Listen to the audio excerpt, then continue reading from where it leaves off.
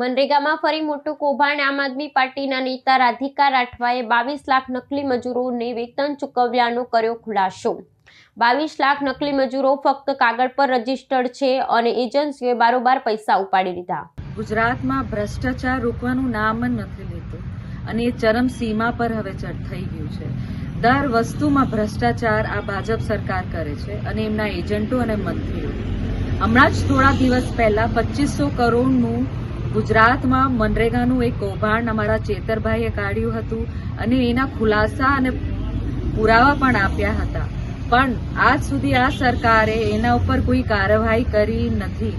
હવે પાછું એક મનરેગાનું કૌભાંડ બહાર આવ્યું છે, જેમાં 22 લાખથી ઉપર નકલી મજૂરોને વેતન ચૂકવી દેવામાં આવ્યું છે।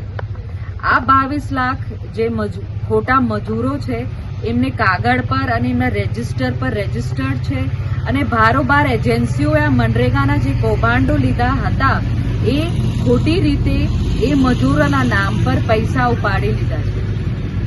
હું આ સરકારને પૂછવા માંગુ છું કે આ 22 લાખથી ઉપર જે ખોટા મજૂરો ઉપર આ પૈસા જે ઉપાડવામાં આવ્યા છે એ કોના આશીર્વાદથી ઉપાડવામાં આવ્યા છે કે કોના સલાહથી ઉપાડવામાં આવ્યા છે અને કોણ આમ જે ભ્રષ્ટ એજન્સીઓ છે એમને સહકાર આપે છે।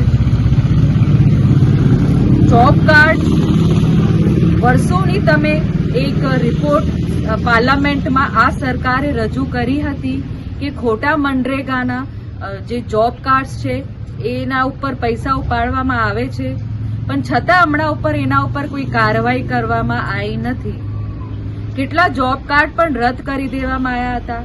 હું આ સરકારને પૂછવા માંગુ છું કે જ્યારે જોબ કાર્ડ જે રદ કર્યા તો કયા આધારે રદ કર્યા, કયા ડોક્યુમેન્ટ ઉપર રદ કર્યા અગર એ મજૂર વર્ગમાં નતા આવતા, અને જ્યારે એમને મજૂર વર્ગમાં ભરતી કરી એમને મજૂર તરીકે લેવામાં આવ્યું તો કયા આધારે અને કયા ડોક્યુમેન્ટ ઉપર એમને મજૂર તરીકે લેવામાં આવ્યું હતું એના ખુલાસા અને પુરાવો આ સરકાર અમને જાહેર કરે અને મનરેગાનું જે આ આદિવાસીઓને 100 દિવસની રોજગાર આપવાની જે યોજના છે એમનું જીવન ચાલે, આમાં એટલું મોટું ભ્રષ્ટાચાર આ સરકાર રોજે કરે છે, એમના એજન્સીઓ કરે છે, મળતિયાઓ કરે છે અને ફક્ત આ અમને કેવી રીતે પૈસા ઉપાડે અને મોટું ભ્રષ્ટાચાર કરે આ સરકાર બસ આ જ નીતિ અપનાવે છે।